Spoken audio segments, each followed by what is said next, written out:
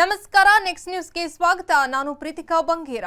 JDS ರಾಜ್ಯಾಧ್ಯಕ್ಷ H D. Kumaraswamy ಅವರು ಮತ್ತೊಮ್ಮೆ ಎಸ್ಐಟಿ ಕಾರ್ಯವೈಖರಿಯನ್ನ ಪ್ರಶ್ನಿಸಿದ್ರು. ಯಾಕೆ ಸಂತ್ರಸ್ತೆಯರಲ್ಲಿ ಯಾರು ಮುಂದೆ ಬಂದು ದೂರನ್ನ ಸಲ್ಲಿಸಿಲ್ಲ? 2900ಕ್ಕಿಂತ ಹೆಚ್ಚು ಪೆನ್ಡ್ರೈವ್ಗಳಿದೆ ಅಂತ ಹೇಳ್ತಿದಾರಲ್ಲ, ಎಲ್ಲಿ ಹೋದ್ರು ಅವರೆಲ್ಲ? ಬಲವಂತದಿಂದ ಕೆಲವರನ್ನ ಕರೆತಂದು ದೂರನ್ನ ಬರೆಸಿಕೊಳ್ಳಲಾಗಿದೆ ಎಂದು ಕುಮಾರಸ್ವಾಮಿ ಅವರು ಹೇಳಿದ್ರು. ರೇವಣ್ಣ ವಿರುದ್ಧ ದಾಖಲಾದ ಎಫ್ಐಆರ್ ಬೇಲೇಬಲ್ ಆಗಿತ್ತು, ಆದರೆ ಅದಕ್ಕೆ ಮಹಿಳೆ ಅಪಹರಣ ಕತೆ ಜೋಡಿಸಲಾಯಿತು. ಅಪಹರಣ ಮಾಡಲಾದ ಮಹಿಳೆಯನ್ನ ತೋಟದ ಮನೆಯಿಂದ ರಕ್ಷಿಸಲಾಗಿದೆ ಅಂತ ಹೇಳುತ್ತಿರುವುದು ಸುಳ್ಳು. ಆಕೆಯನ್ನು ಹುಣಸೂರಿನ ಕರಿಗೌಡರ ಮನೆಯಿಂದ ಕರೆತರಲಾಗಿದೆ. ಒಬ್ಬ ಡಿಎಸ್ಪಿ ಹೋಗಿ ಆಕೆಯನ್ನ ಕರೆತರಲಾಗಿದೆ. ಅವರಿಗೆ ಮಾಹಿತಿ ನೀಡಿತು ಯಾರು?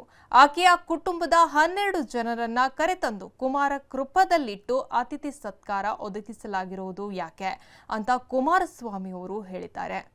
ಹೆಚ್ಚಿನ ಅಪ್ಡೇಟ್ಗಾಗಿ ನೋಡ್ತಾರೆ ನೆಕ್ಸ್ಟ್ ನ್ಯೂಸ್ ಕನ್ನಡ. ವಂದನೆಗಳು.